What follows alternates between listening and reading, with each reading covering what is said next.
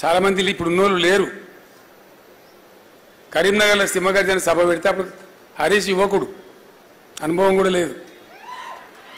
సింహగర్జన సభ పెడితే ఒక్కడే మనిషి పోయాడు, కూర్చోకిద్దరిని తీసుకొని పోయి దాన్ని సూపర్ డూపర్ హిట్ చేసుకున్నాం ఆ రోజు, ఆ ఎర్ర టెండల మే నెలలో. ఆ రోజులు జ్ఞాపకం వస్తే ఒకటొకటి ఇలా కళ్ళకు నీళ్ళు కూడా వస్తాయి. ఆ తదనంతర పరిణామాలలో ఎందరో మంది మిత్రులు, ఎందరో గొప్ప గొప్ప వాళ్ళు, విద్యాసాగర్ రావు గారు, కళ్యాణ్ యాదగిరి రెడ్డి గారు ఇప్పుడు కూడా నా పక్కకు ఉన్నారా అనిపిస్తుంది. వాళ్ళు బాధ కలిగితే దుఃఖం వస్తుంది. వాళ్ళు పాపం తెలంగాణ వచ్చే కొద్ది రోజుల ముందే చనిపోయింది. అయ్యో ఈ 4 రోజులు ఉంటే బాగుండు కదా, చూసి చచ్చిపోదురు, తృప్తి పడతారని చెప్పి మేము కూడా ఏడ్చినాం మనసులో ఎన్నోసార్లు, అంత బాధలు పడ్డాం. అట్లాంటి ఉద్యమాన్ని చాలా చాలా చాలా కష్టాలు పడి మీకు నేను చెప్పే అవసరం లేదు. కథలో మీరు కథానాయకులే చాలామంది, మీకు అన్నీ తెలుసు. ఎక్కడి నుంచి ఎక్కడి తీసుకొని పోయినామో మీకు తెలుసు. అసలు ఆ ఉద్యమ రూపాలు యాడ్ చేసుకుంటూనే ఒళ్ళు పులకరిస్తుంది. పిలిపిస్తే వచ్చుడే లక్షల మంది, వేల మంది జనం రోడ్ల మీదకి.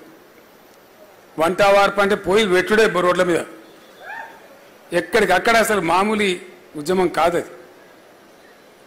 ప్రజల్లో విశ్వాసం పాదుకొలిపి ప్రజలు నింబడేసుకొని చాలా బ్రహ్మాండమైనటువంటి ఒక ఉద్యమ రూపాన్ని ఒక పక్కన, దానికి రాజకీయ స్వరూపాన్ని మరో పక్కన. మొదలైన నా మున్న పదవులని ఇసిరి కొట్టి స్టార్ట్ చేసిన మూమెంట్. అంతకుముందు ఏంటంటే వీళ్ళు 2 బదనాములు పెట్టే తెలంగాణ మీద. తెలంగాణ దుకాణం స్టార్ట్ కాగానే వీళ్ళు రాజకీయ నిరుద్యోగుల పదవుల కోసం పెట్టిండ్రు అని ఒకటి, ఇక పైసలు వసూలు చేసే దుకాణమే అని 2. అంటే దీన్ని మలినపరచాలి. తెలంగాణ ఉద్యమం అంటేనే హీనం, బేకారు ముచ్చట అనేటట్టు ప్రచారం చేయాలనేటువంటి కుట్రలు జరిగేటి. దాన్ని తిప్పికొట్టడానికే నా పదవులను రాజీనామా చేసిన, ప్లస్ ఒక స్టేట్మెంట్ ఇచ్చిన నేను ఆ రోజులలో.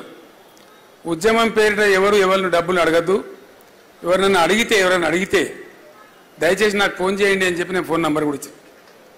అంటే ఉద్యమ పవిత్రతను పెంచడానికి, అపనమ్మక స్థితి నుంచి తెలంగాణ సమాజాన్ని బయటపడేయడానికి ఇవన్నీ కూడా ఎత్తుగడలు అవలంబించి తీసుకొని వచ్చినాం. రాజకీయ స్వరూపం ఇచ్చినాం కాబట్టి ఉద్యమానికి పర్మనెన్సీ వచ్చింది, శాశ్వతత్వం వచ్చింది.